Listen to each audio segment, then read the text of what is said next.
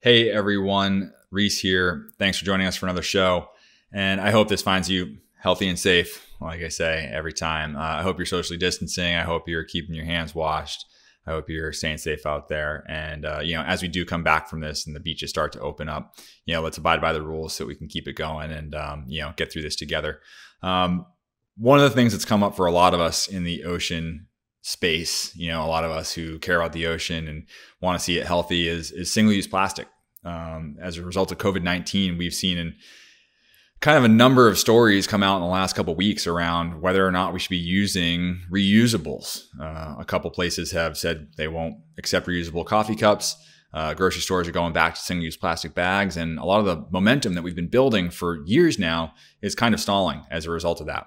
So to help us break this down, we have a friend who's an expert, and he'll never admit to being an expert, but he is. He's been around the world working on this stuff from policy to end of life, and he really just kind of brings it. So my friend Michael Doshi is here from Algalita Marine Research, and he's going to break down a couple of stories that we're hearing out there and help us get through all this. Cool. Here's Doshi.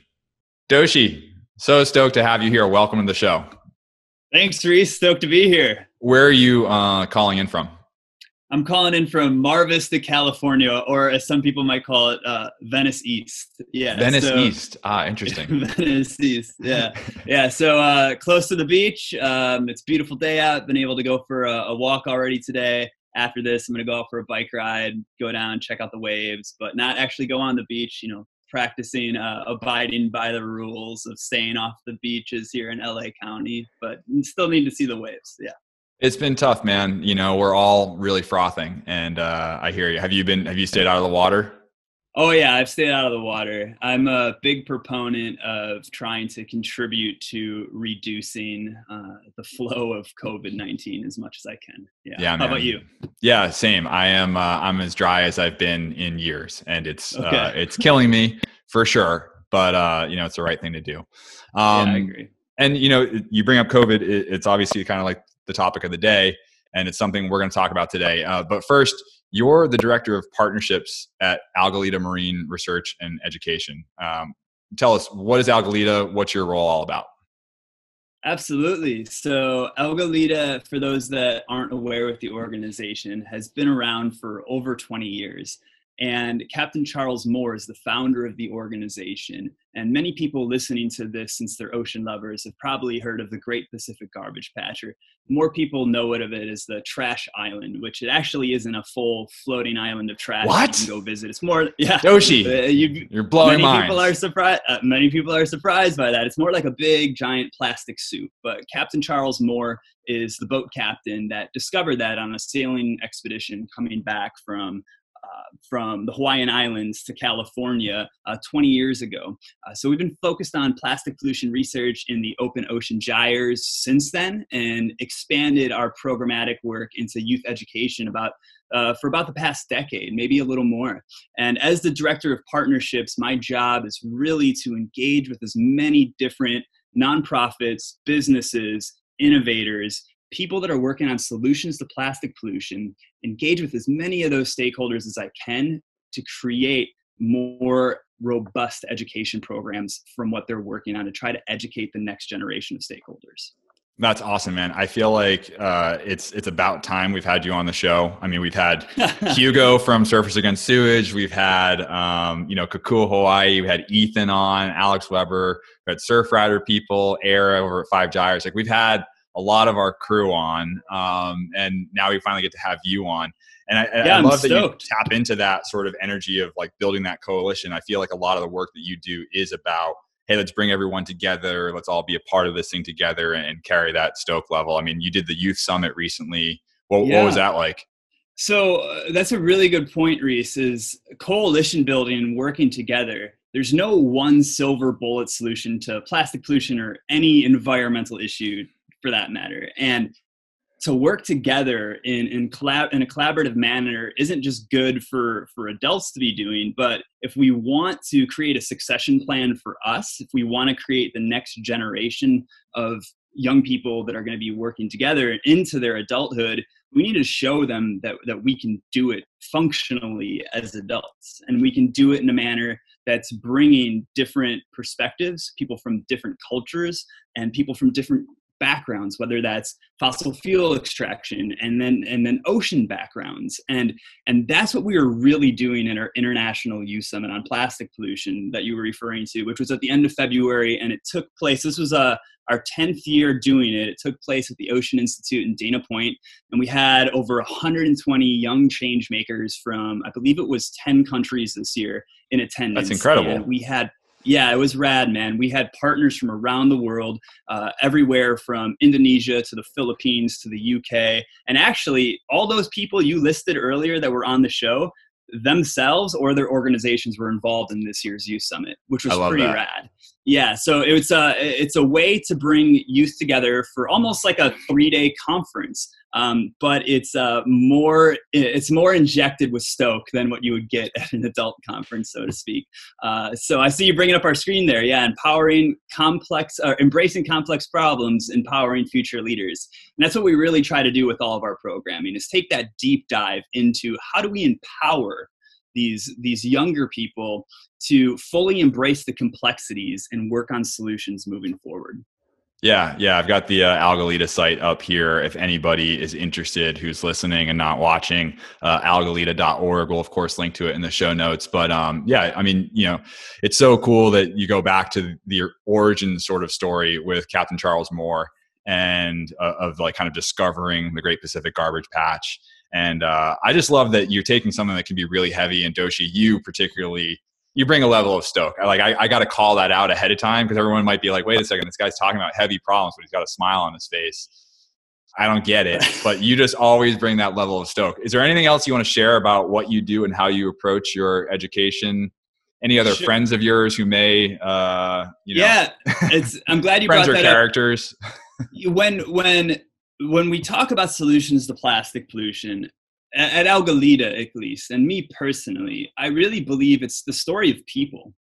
People are the ones that are consuming these items that are made of plastic, or consuming food that's in plastic packaging, or whatever products they're consuming. And we all have our moment of awareness, and that gets us involved in the issue. And mine was through surfing, paddling for a wave in Venice, where I got hit in the face with a plastic food wrapper it was a windswell. Do you remember what it was? Do you remember what kind of wrapper it was? It's one of those things where my mind goes to a Snicker bars wrapper, but I'm not 100% sure. And I think my mind goes to that because it used to be my favorite candy bar, and I always that's why I kind of stuck in I was probably just hungry. Why wait? I can't believe I just plugged Snickers on the podcast. So anyways, I got slapped. It was a literal slap in the face wake up call to plastic pollution in the ocean. And when I got onto the beach, like many of us saw a trashed beach, and on my way back to my car, all the way to my house, I just saw a trail of plastic going along the whole way. So I started researching plastic pollution. And the first images I would come across were trash beaches, seabirds tangled up in 6-pack rings, or albatross with their stomachs caught up with bottle caps and lighters inside of it. And I didn't really connect with that messaging. Sure, that stuff was super gnarly, and I wanted to help in the issue to protect animals. But in regards to a messaging standpoint, I connect with messaging that's more fun, that's humorous, that's more lively, and makes me want to get involved through that. So everybody has their different motivations. Some people are more motivated by anger and by fear. I'm more motivated by stoke and happiness and joy. So I said to myself, you know what? I want to be involved in the solution in the way that I connect with the messaging. So I started an Instagram account called Gnarly Beach Cleaner, where my mission is to spread awareness of plastic pollution through fun and positivity. So I'd go down to the beach with some buddies, create some fun videos, or at least what I thought was funny videos. It was fun for us. Yeah, skits and different photos, and post that on social media, and just try to connect with that niche group of people that really want to be involved from a stoke level. And that morphed into that was 6 years ago when I launched that morphed into different international projects. Nar, the gnarly beach cleaning octopus, is my mascot. He's a about 4 foot tall stuffed octopus that I did some fundraising, and I created a bigger than life passport for him which is more or less like a traveling pen pal book. So I can ship them around the world to our Instagram community and remind people to stay stoked while they're working on solutions to plastic pollution, and write in the passport a message to the next beachcomber or young change maker that it goes to. And I think what's been cool about you doing that, sorry to cut you off, but Yeah. I love the way that you've engaged people around the world, and that you've taken the movement outside of the sort of traditional sort of coastal environments and what we all live in. You've gone to the Philippines with this message, Indonesia, Nar has kind of traveled the world and, gone to underserved communities and been a part of sort of the environmental justice movement at this point. So here's this like stuffed octopus you send around the world, and it's really silly, but it's also cool. Like I like that, that's your approach, and you enable people to be a part of it. And some people struggle with they rally about what they're against, but there's also, we need to have like, what are you for? And you're showing people like, hey, you can be for this thing. You can be against plastic, but do it in a positive way. Here's what we can be for. I just like that. What are you for? Man. I like that, man. I'm going to start using that. What are you for? Like, I can't claim credit for that. No, I'm not. Yeah, fair enough. I can't remember who said it, but we have to always think it's like, it's not just what are you against, but it's what do you stand for? So it's a good one. But so, I think what's really interesting, just to keep things moving along, you've touched on these different people around the world. You've really seen, I think in your experience, you've gone way beyond the beach cleaner stage to policy, all the way down to the waste picker level in developing countries. And so you have a breadth of knowledge that a lot of people in the space don't have, and some experiences a lot of people don't have, which I thought was interesting, especially in light of COVID-19. COVID-19 is really gnarly, to use your terminology, your namesake. Yeah. Of course, human life is what we value. And of course, it's important that we take the necessary precautions to protect ourselves. But at the same time, we don't want to see a complete regression in all of the progress we've been trying to make in plastic pollution and in fighting plastic pollution. And we want to, make sure that the record is set straight around what is and or isn't safe.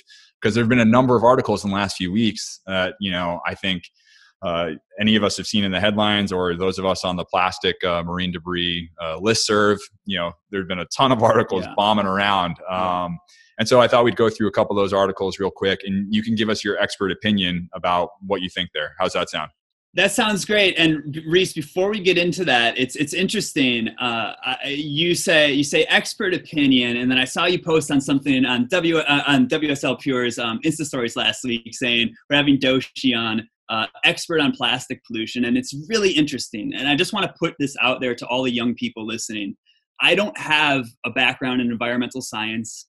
I don't have a background in plastic pollution prevention from a accredited university. I was a marketing major, and Captain Charles Moore, who's deeply involved even on a science level and chemistry level and research level in this movement, doesn't have those degrees either. And years ago I asked him, so are you a scientist? And he said to me, no, Doshi, I'm just a guy with a brain that wants to use it.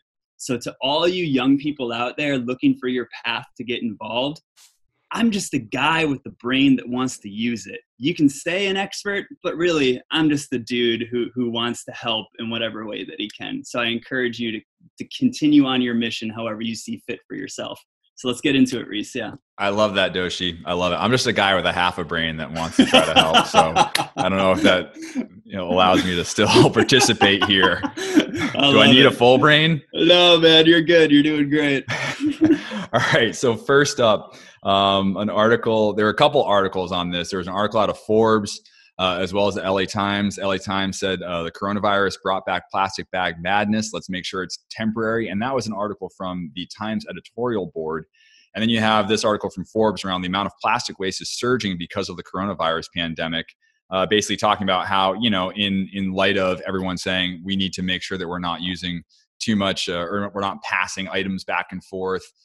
Thinking about your reusable grocery bag or your reusable coffee cup as you go to get a coffee at Starbucks or Dunkin' Donuts. Both of those institutions said, we're not taking reusable cups anymore. We'll still give you the discount for bringing the cup. Cool. Incentivize the behavior, but it's a risk to our employees and it's a risk to our coffee shop. So what do you make of this, man? When you sit there and you look at this, you say, okay, we've all been working in the plastic movement to ban single-use plastic bags and to do this work. And now all of a sudden this thing happens and it like stalls all of that progress and or even puts us a few steps back. Yeah, Reece, that's a really good question. And getting into this, this is such a great community to connect with, the ocean community. I'm an ocean lover, I'm an avid surfer, and through being connected to the ocean community, that's how I got involved in plastic pollution. Through Five Gyres, through Surfrider, through Heal the Bay, through Algalita. And what I like to do when answering these types of questions is take a deeper dive into that more heavy swell that's coming our way, to not just catch those surface level waves. So that's what I'm going to do with some of our answers here, but in a very concise way. And it's so easy for us in the plastic pollution prevention movement historically to almost go to battle with the plastics industry tit for tat.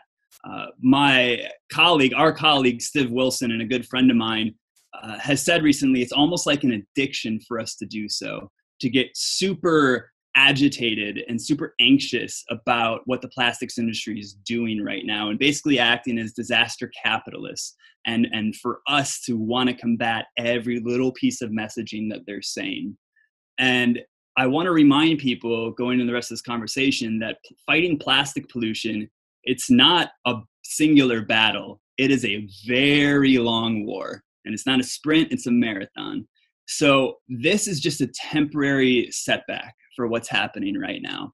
Looking at the bigger picture of what we're trying to accomplish within the plastic pollution prevention movement of moving towards reusable systems, holding multinational corporations accountable for extended producer responsibility, where they're actually in charge of owning the reusable items that we're consuming products out of. That's where we really need to keep our heads at in the much longer war. But to address what you're getting at in regards to the more of the tit for tat on the single-use plastics, because it still is a big issue, don't get me wrong. I was on a webinar the other day with an epidemiologist from the CDC, and he was pretty much saying that if you look at the amount of cases of people contracting the coronavirus, the main concern and the major way of contracting it is through respiratory droplets. So from person to person, not so much surface transmission from touching, unless you're touching something and you don't wash your hands. So he was saying he personally, from his research and being a scientist, and a doctor, is more concerned of being too close to the person in the grocery store and them not wearing a mask and you not wearing a mask. And then moving towards, he gave an example of sitting at a restaurant, for example, sitting down to eat. Now, if you move towards something like a disposable plastic utensil, they might be giving it to you even in a disposable plastic pouch, almost like a spork pouch that you would get at a stadium or at school. Now, think about that. If the waiter or the waitress, the server has touched that, they now set it on the table. Now you're touching it and opening it. There's a good chance you're going to grab the part that you're eating off of, which would be more higher stakes for surface transmission of the virus. Versus if something is washed in a sanitary manner at the restaurant and it's reusable, they set it down on the table, you're most likely going to grab it from the end you're supposed to be holding it from. So there's all these little minute details that are not portrayed in the media because that doesn't necessarily sell to people. What sells is the fear-based logic of thinking. And I also strongly feel it's a major distraction tactic by the plastics industry of getting people up in arms about these battles. Yeah. Yeah. So what's going on there? Because the plastics industry has been trying to use this, have they not? I mean, that's another one of the stories that we have this week is around the plastics industry has been asking for a bailout, saying we need more money for recycling, which to me feels a little bit funny. It just it feels funny coming now. Yeah, Reece. And not only the bailout, but they're trying to use this in a way that's almost rolling back single-use plastic bag bans or any type of single-use plastic ordinances that might be happening throughout different municipalities. And every state and every municipality is handling it differently. So in California here, for example, we have that single-use, statewide single-use ban on single-use plastic bags. Those flimsy plastic bags you get at the grocery store. Now that's just rolled back for 60 days. So it's a temporary rollback, but looking even larger at this $1 billion bailout you're referring to in regards to recycling, I mean, as taxpayers, is this something we should really be burdened with? To me, this is just another way of industry acting as a disaster capitalist, trying to get theirs first and foremost, and the profit over people is the term that we use out through many different movements. And the Break Free from Plastic Pollution Act of 2020 addresses this from a perspective of why should we as taxpayers be having to pay for that type of bailout or improving those recycling systems, where it's the plastics industry and these multinational brands that are producing those packages that are leading to our massive waste issue. Why don't they pay for it? So just to make sure that everyone's still with us, because it's easy for those of us who are in it, we're super knowledgeable of our sort of the different acts and whatever, because these things can all sound kind of similar, right? So you've got the plastics industry, and when we talk about that, we say it's really not just the consumer packaged goods. It is the industry that is supplying them the plastic to make the products that they sell. So it's your chemical manufacturers and oil companies, et cetera, right? And so they're going to Congress saying we need funds to create recycling infrastructure. This is super critical, which is ironic because they've been against that seemingly for a long time. But there have been there's been some progress, and the people powered movement that you're talking about, we now have this new act and legislation. You were there for the introduction of this bill, weren't you? Yeah, I was in DC. Tell us a little bit about it. Yeah, and so I was in DC on Capitol Hill at the beginning of February to help introduce the Break Free from Plastic Pollution Act of 2020, which is the first, I should say, a historic and epic bill that's introducing plastic pollution prevention from this comprehensive of a standpoint. And it's addressing everything from putting a moratorium a hold on new petrochemical facility build-outs to produce plastic here in the U.S. And that's real quick, sorry to interrupt, but that's because the industry, just to zoom out, the industry is seeing the writing on the wall that cars are maybe not going to be around as we know them for a long time, right? They're like, okay, we're going to lose some fossil fuel consumption in electric cars coming up, so we're going to ramp up renewable energy. Yeah, Exactly. Okay. Yeah, no, thanks for breaking that down. And so that's a major part of it. Also, a major part of it is going on that extended producer responsibility that I was getting at earlier. What's that? So that is saying to companies like, hey, we want to consume the food. I want to eat those tortilla chips that's in that package, but I don't want to own the package. I don't want to be responsible for that package. You're the producers of it. It's clear recycling isn't working. We're currently working based on the materials you're creating that packaging out of and the infrastructure that's built to handle it, but most importantly, the mass amount that's being generated. So it's now the producer's responsibility to handle that. Now, that's going to have to be determined by is it going to be the brands, or as restated earlier, is it going to be these chemical companies that are actually producing the plastics? And to add to what you were saying right before this, Reece, was those massive companies, some of those massive companies, let's look at the beverage companies that are part of that bailout. They're the ones that are in state by state fighting against bottle return schemes, which would create more of a circular economy for beverage bottles to put in place on a statewide basis, where there would be a certain amount of money that if some consumer put the bottle in almost a reverse vending machine, they would get paid for. So it's this interesting dichotomy of they're saying they want more recycling, but at the same time, they're fighting against certain policy. So the experience from being on Capitol Hill in DC, it was one of the highlights of my career so far working in this movement, being able to interact with Senator Udall and Congressman Lowenthal, which are the two representatives that wrote and introduced this bill. And they reached out nationwide to so many stakeholders in not just the plastics movement from an NGO standpoint, but from a business standpoint as well, to try to get the best information they could together to craft this comprehensive bill for the first time. So it was a really awesome experience, and it's just the beginning of it.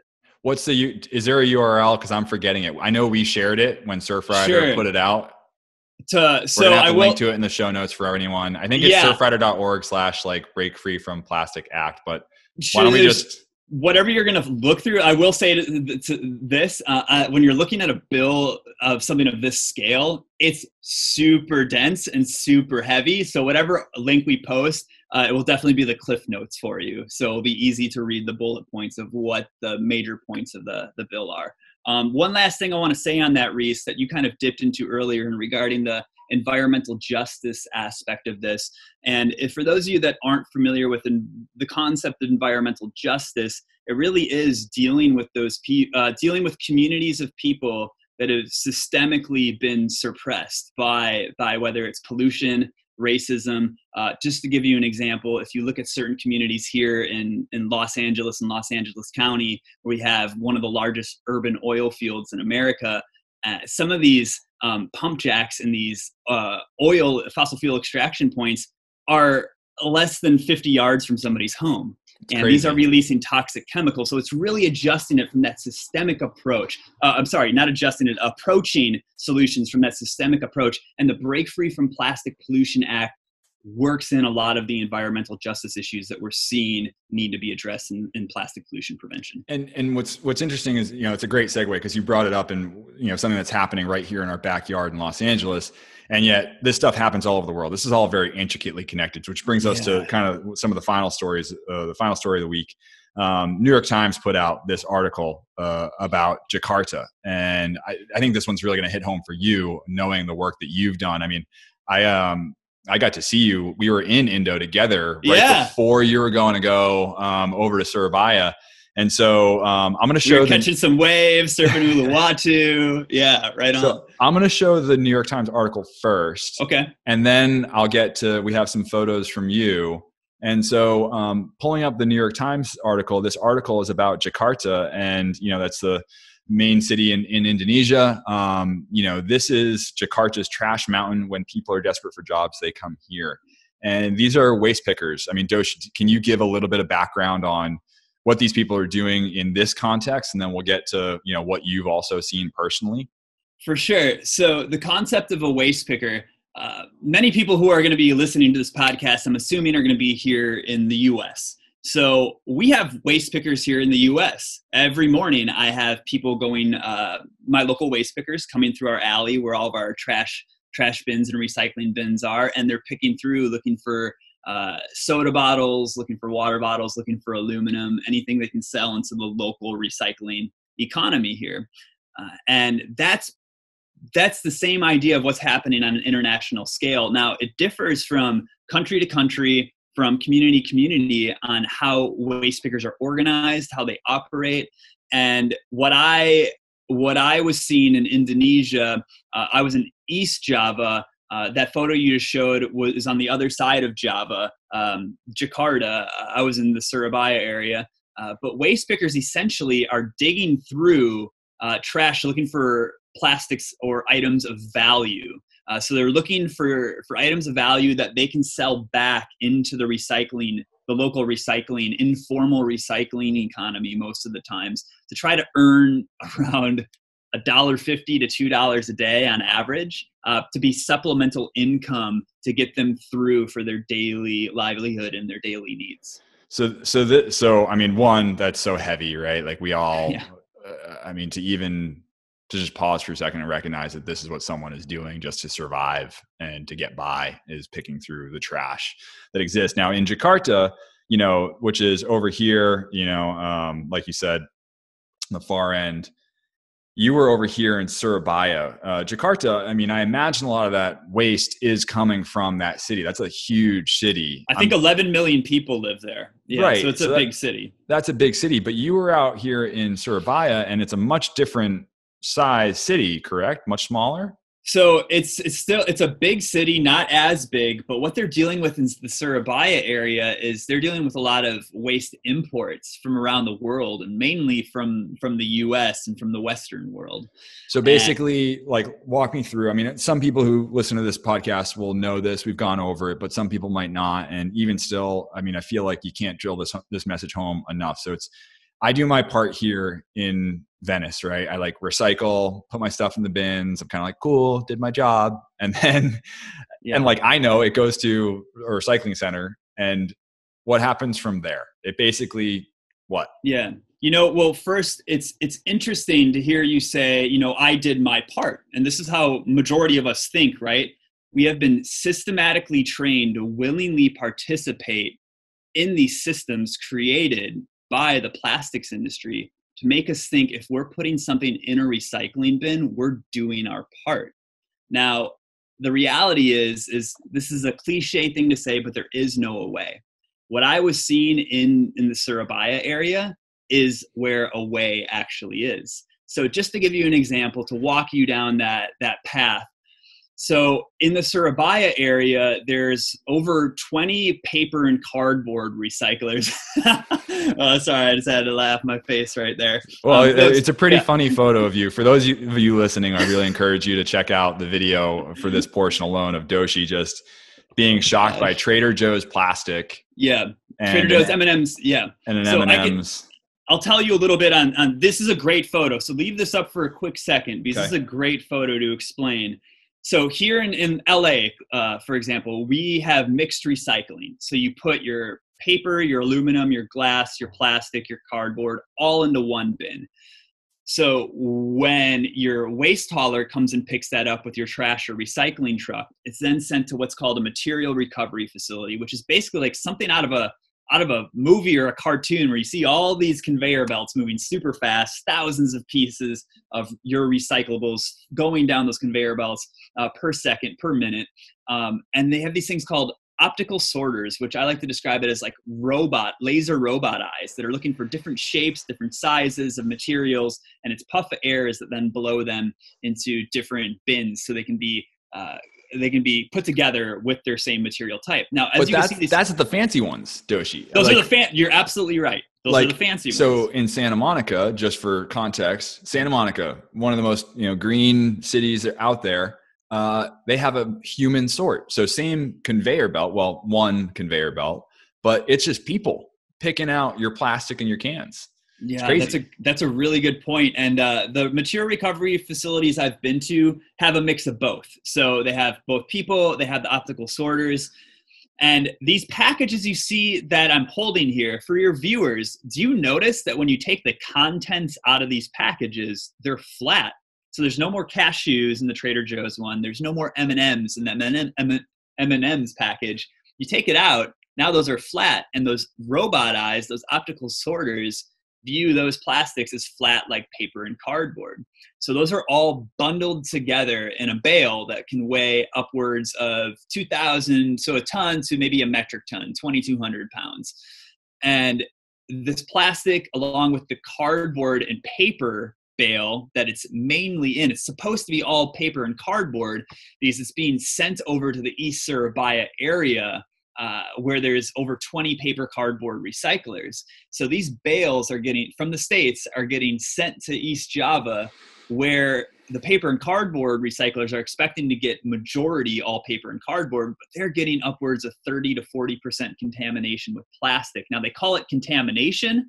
Yeah, this is all plastic. In this photo, Reece, this is all plastic, mainly packaging, that came from recycling bins in the US, the UK, Australia, New Zealand, and that was all shipped over in paper and cardboard bales. And for those listening, this is a photo of Doshi standing, and Doshi, you're 6 foot, 6'1" or so? Yeah, I'm 6 foot, and this thing is maybe 20, 25 feet long. Yeah. And the pile of plastic is 25 feet long and a good, 5 feet over your head. It's double overhead in the worst possible way. Double overhead in the worst possible way. Yeah. And unfortunately people kind of live in and amongst and around this. A photo of a little girl, just Can I tell a story about this? A real quick story. This please. is a really good photo of a waste picker community. As soon as I landed in East Java, our colleague, Pri Arasandi, who's one of the most brilliant activists I've ever met on planet Earth, one of the most amazing humans I've ever met. And he's the co-founder of Ecoton, which is ecological preservation nonprofit in East Java. And one of their main focuses is plastic pollution. So as soon as he picked me up from the airport, this is the first field we stopped in. It's a farmer's field, an open field where the paper companies come and they just dump the plastic because they don't want it. They're a paper and cardboard recycling facility. So they basically pay the farmer money so they can dump the plastic on their land. Now, all these people in the background, they're all local waste pickers. So they come here. Many of them come with their family. As you can see, this little girl in the yellow, and then there's kids in the back there. And the whole family picks through this trash. Now, what they're doing is looking for those plastics of value to try to sell into the informal recycling economy. And something that really, this photo means so much to me, because if you can see at the bottom by the girl's feet, there's a cheesecake factory bag right there. And I noticed that when I got back from it. Yeah, right there. I noticed that when I got back from Indonesia, and I was going for a drive in Santa Monica a few weeks later, and I was at a stoplight, and somebody crosses the crosswalk, and they're holding a Cheesecake Factory bag. And it was just full force hit me that this bag very well could have originated from Santa Monica, California, right down the street from me. And as you can see, this girl's smiling. The people in the back, they're all chatting with each other. Now, these people weren't necessarily, they were happy. This is how they're making their livelihood, right? This has been happening for decades. So this is a shifting baseline for people living in this community, where this has been a form for them to make daily income and survive now for decades. And it's disturbing to me because Priggy, his daughter, was over at our youth summit in February. She's 17. She's never known East Java. She's never known Surabaya or her village without plastic pollution on the ground like this, and without waste pickers. That's so trippy to think about. That's so heavy. I mean, you know, we've got a couple other photos here just of you in this environment and to see how broad it is. And I remember, you know, you shared, you sent videos my way right after you got back of some of the stuff you shot just in the car of, you know, dumps a dump truck full of trash in people's yards because there's no room for it, and just the amount. And it really is overwhelming and staggering. It just kind of really shocks you. I think what's crazy about what you're illustrating around the waste pickers and that situation is that, unfortunately, because of COVID-19, at least in Jakarta, they are unable to work. You know, the shops that they would normally sell to are closing up shop and saying, we don't want you coming around. We don't want to, you know, get sick. So now they're losing an income stream on top of already having one of the toughest, hardest, you know, what we would deem, you know, worst jobs in the world. So it's a pretty heavy situation. But I think like the takeaway is really look at how interconnected we are, and look at how far all of this travels, you know, whether it's the thing you buy and the actual travel of that product to another country, whether intentionally on a vessel that sends it over there, or whether it, you know, blows out of your waste bin and ends up in the ocean and floats there. Look at how far our waste actually travels, and look at the number of people who connect to it along the way. You're totally right, Reece. And something to add on to that, if viewers are interested in learning more about the interconnectedness of all of this, from fossil fuel extraction to where a way is, a new documentary just came out called The Story of Plastic, which is why I was over in Southeast Asia for some of the filming of that. Highly recommend checking it out. You can go on Amazon. Yeah, you can go on Amazon.com. I know a lot of people don't want to shop Amazon, but you can own it for $2.99, or you can go to storyofplastic.org. And there's so many free community screenings from local nonprofits, from local school groups, from local just community groups that are screening it for free now. If you want to participate in one of those, I recommend it. And one thing I wanted to address, Reece, you brought up that was a really good point in regards to COVID-19 and how it's affecting a lot of these waste pickers' livelihoods, is that what are the sustainable systems set up for waste pickers on a global scale for if we eventually get out of plastic pollution? If we create a world where plastic pollution is unthinkable, which is what we're striving for, right?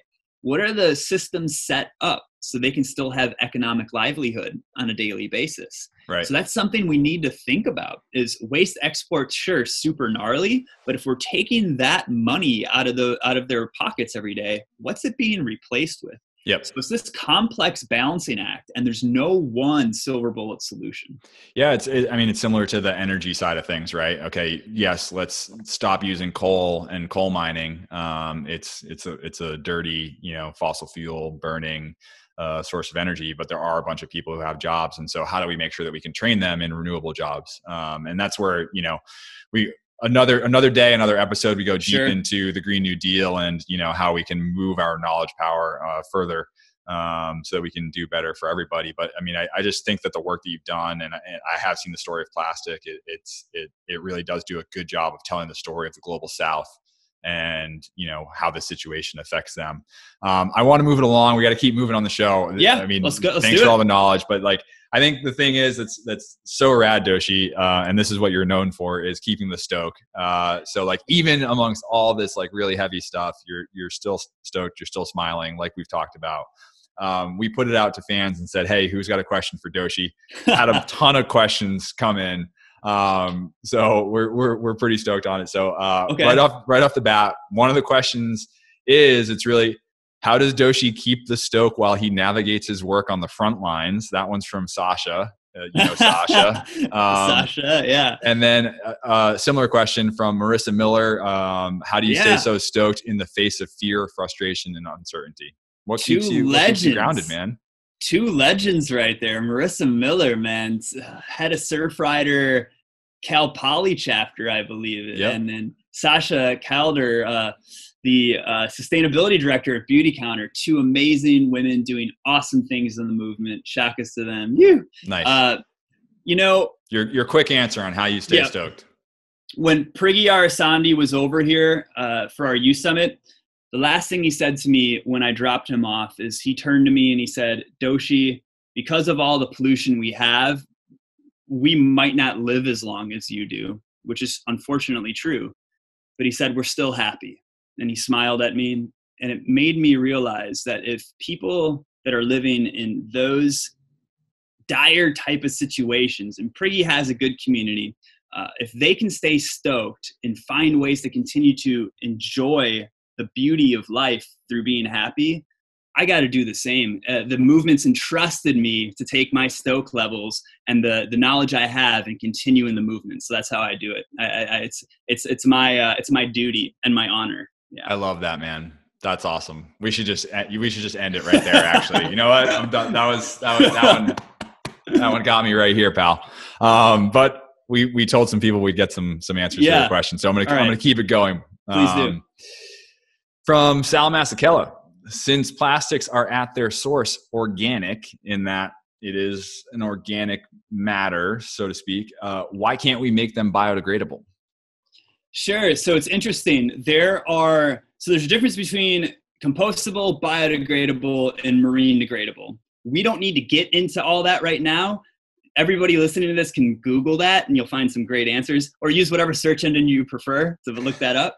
So there are different types of plastics that are currently being either invented or that are being innovated to try to help with the biodegradability or compostability of a plastic item. The important thing to keep in mind is no matter how biodegradable or compostable something is it replacing one single-use item for another single-use item?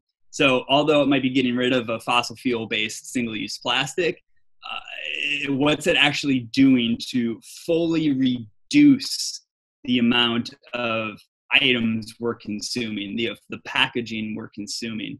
So for those that are interested in learning more about biodegradable plastics, there's something called polyhydroxyalkanoate. The not so scientific term is PHA.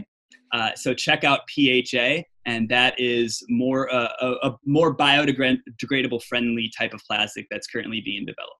Yeah, Sal, that's a great question. I mean, Doshi, that's a great answer to a very challenging question, I would say. I could go deeper, but I don't want to take 45 minutes answering that. Yeah. At the end of the day, reduce your consumption of all plastics, everybody, period. Yeah.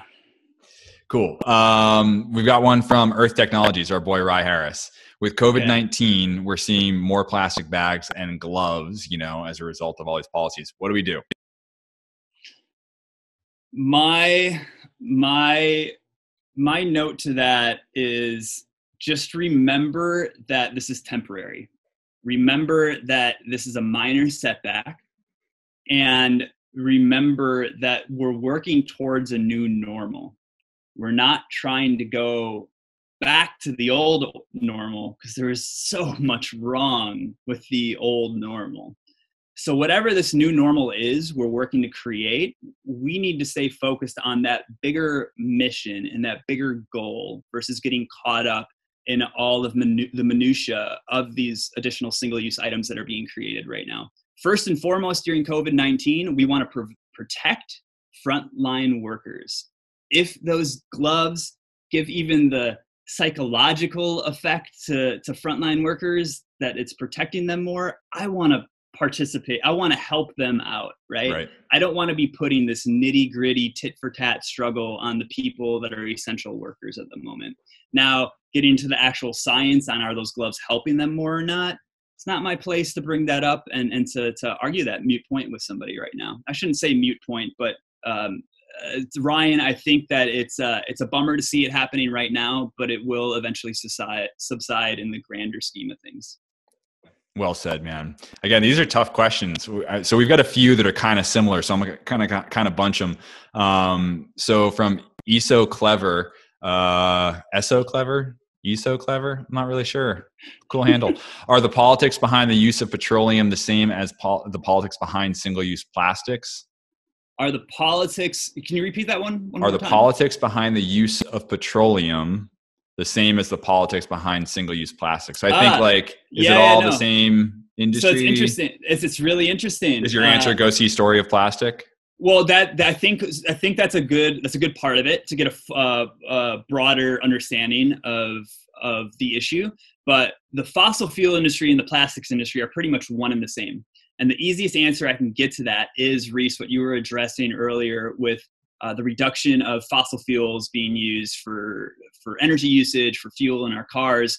The plastics, the fossil fuel industry and the plastics industry are basically looking at single-use plastics as selling fossil fuels to us just in another form, in a temporary form of the plastic on shelves.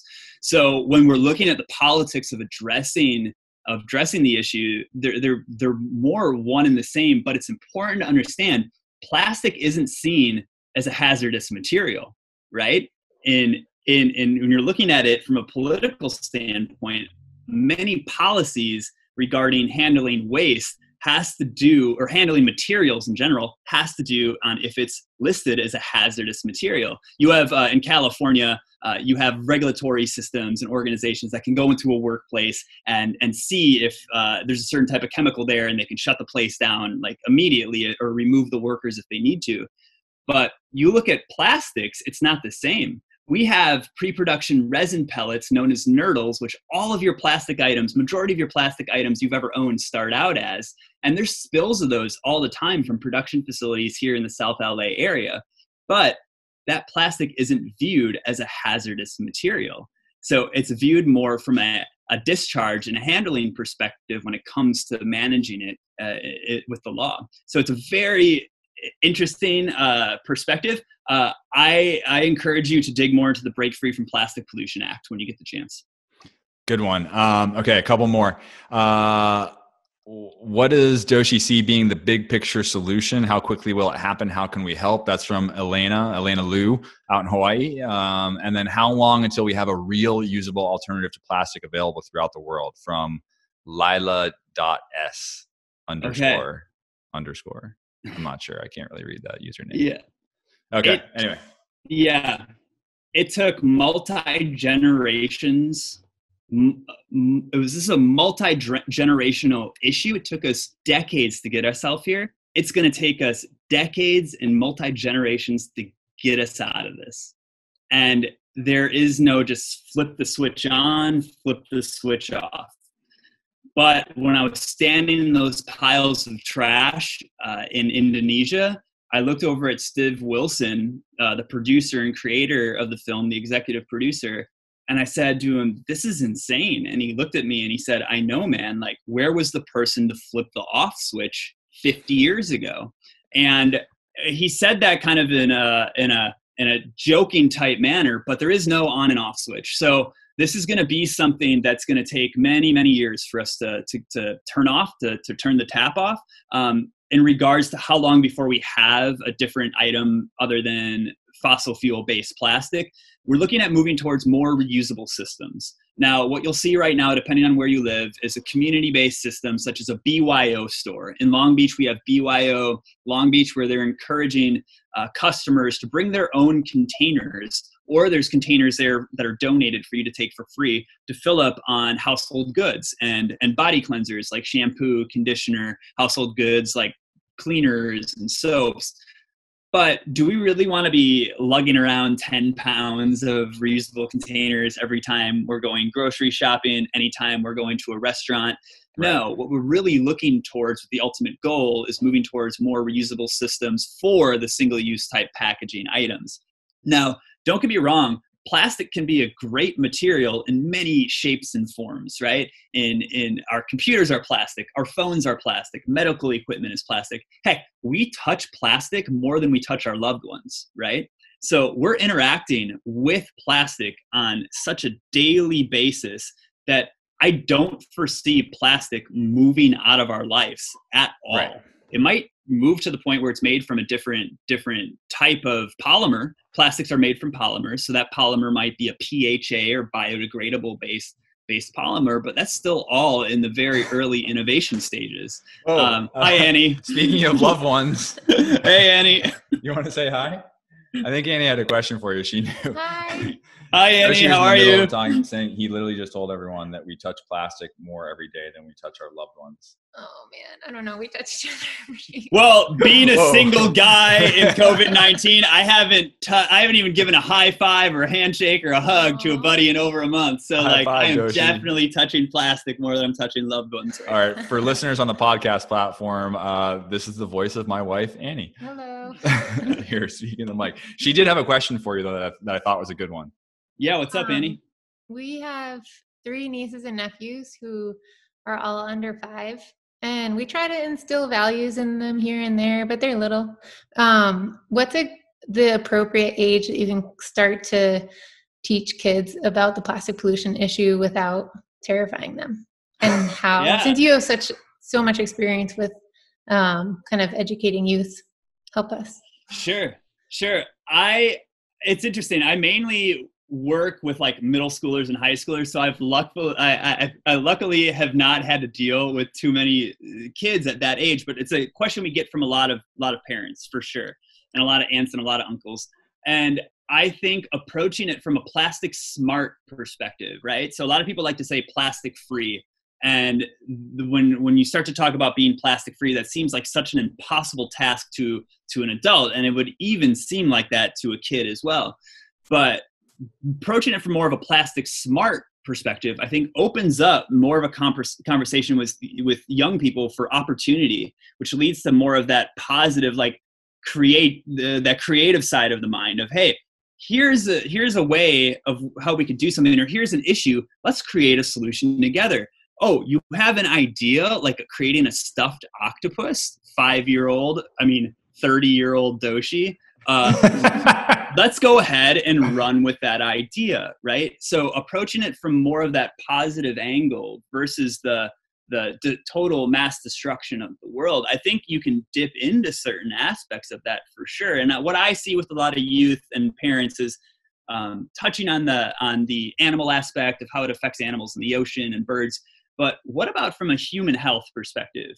That's what I see moving us towards more great strides in the solution to plastic pollution, is getting young people to understand the effects it has on humans. Talking to kids about, hey, look at the amount of plastic you're touching. How do you feel about that? Focusing on the emotional side of things and allowing youth to experience those emotions, whether it is happy, sad, angry. Even as adults, we don't experience those emotions so much because we're so taught, move forward, create a solution, on to the next thing, without really processing the full experiences that we're having and the full interaction we're having with this human created material, right? So I feel as if we are able to do that from a younger age, then we're able to create more of that that new normal that we want to see in the world for the young stakeholders. All right, we'll work on them gradually. Thanks, was Doshi. Was that a good enough answer for you? I hope I gave you something. Okay, cool. Yeah, we miss you. I miss you too. I want to give you a digital hug. Yeah, digital hug for sure. I'll let you guys get back to it. Thanks, Danny. I told you we had a surprise. I love it. Yeah. And one more final question. Bretta Cliff Capono wants to know, where did you learn to rap? For anyone who doesn't know, you can catch a Friday rap, Friday freestyle from Doshi on his Instagram handle, Gnarly Beach Cleaner. There are 2 so far up there. They're great. No, that's great. Everyone tomorrow, make sure you go check out Doshi's Insta and see the next rap. So where'd you learn? Yeah. Thanks for the question, Cliff. So when I first got my driver's license, I was driving a used 2-door Chevy Cavalier, and it had. Wait. I think you should have to wrap your response here. No way, man. I can't do that right. Not on the spot right now. It threw me off. Love the question though. Maybe next time. But my CD player in that car didn't read. This is when like MP3 and CD burning was really like starting to get big, when we were in our teens. Mm-hmm. And a lot of my CDs that I burned didn't read on my CD player. And I got sick of listening. I got sick of listening to rural Wisconsin radio. And so I couldn't stand not having my CDs playing. So I just started beatboxing. I just started learning how to beatbox when I was driving. And then I'd get to high school, and some of my friends, I'd start beatboxing at lunch, and then some of them would start rapping. And then me and a couple buddies, we have a little rap practice every Tuesday and Thursday after school. And I just started rapping, and then it's just stuck with me almost 20 years later. So it's just fun, man. I highly recommend it. Why not? It's fun to try to use wordplay and rhyme, I love it, man. I love it. You're using all of your skills of stoke and style and rhyme to push a great positive message, and it's really fun. I appreciate that. Yeah, right, man. Doshi, super fun to have you on the show. My cheeks hurt from smiling and laughing, even while talking about some pretty heavy topics. So thank you so much for the work you do and for coming on the show. And we'll be sure to link to Algalita and to your Instagram and the Break Free from Plastic Pollution Act and the story of plastic in the show notes. Yeah, thanks, Reece. This has been amazing. I'm so stoked we were finally able to connect in this manner. And to anybody who didn't get their question answered, or if I didn't answer it thoroughly enough for you, if you want me to take a deeper dive, feel free to shoot me a direct message. Reece has my contact information. If you want to email me, WhatsApp me, DM me on Insta, I'd be more than happy to engage with you further. Love it, Doshi. Thanks, pal. Yeah. Shakas, Reece. Yeah. Thanks, Doshi, for joining us this week, for all your knowledge. Thank you for listening. If you like the show, please go throw us a rating and or a review on your favorite podcast platform. Really helps the show grow, helps us find new people, and spread the incredible information and knowledge that Doshi and groups like Algalita provide to us. Check out Algalita at algalita.org. You can find Doshi at Gnarly Beach Cleaner. That's at GNARLY Beach Cleaner on Instagram. And do go check out The Story of Plastic. It's an incredible documentary talking about plastic pollution from extraction to end of life. It's a really powerful film. As always, you can find us online at WSL Pure and hit our website, wslpure.org. We're going to be back next week with another great show. Please join us then. Until then, stay safe out there. Hope you can get outside and get a wave and do so safely. And we'll see you next time. Thanks.